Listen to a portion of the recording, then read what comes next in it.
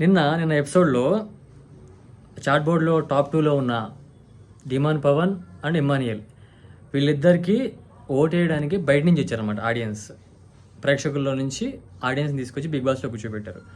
So ఇక్కడ Emmanuel తెలివిగా చేసిన పని ఏంటి అంటే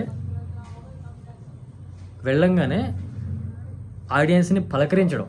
ఇప్పుడు జనరల్గా అక్కడ నాకు తెలిసి డిమాన్ పవన్కి ఎక్కువ ఓటింగ్ పడే అవకాశం ఉంది జనరల్గా. కానీ ఇమ్మానియల్ వెళ్ళి అందరినీ పవన్ కంటే ముందు పలకరించడం వల్ల ఆ ఓటింగ్ ఇలా కన్వర్ట్ అయిపోయింది. అది అబ్జల్యూట్లీ కనిపిస్తుంది. డిమాన్ పవన్ చేతులు కట్టుకొని ఇప్పుడు వచ్చిన ఆడియన్స్ని మనస్ఫూర్తిగా పలకరించి మాట్లాడితేనే కదా వాళ్ళు కూడా మన వైపు మాట్లాడతారు, మన వైపు నుంచుంటారు. మన వైపు ఉండాలి అని వచ్చినోడిని కూడా ఇమ్మానియల్ అటు పక్క లాగేసుకున్నాడు. అది స్ట్రాటజీ, తప్పు లేదు అక్కడ. బట్ ఇక్కడ తెలిసిన నీతి ఏంటంటే మనం ఆడియన్స్లోకి వెళ్తున్నప్పుడు ఆడియన్స్ని కనెక్ట్ అవ్వడానికి ట్రై చేయాలి ఎప్పుడు కూడా. సో అది మేబీ డిమాన్ పవన్కి తెలియకపోవచ్చు, అదే మైనస్ అయింది. సో డిమాన్ పవన్కే మెజారిటీ ఓటు వచ్చేది.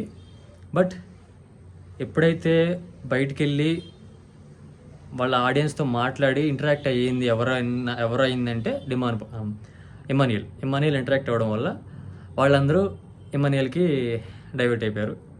సో ఓట్ ఫర్ మీ అనే పాయింట్లో ఇమ్మానియల్కి ఎక్కువ ఓట్స్ పడినాయి.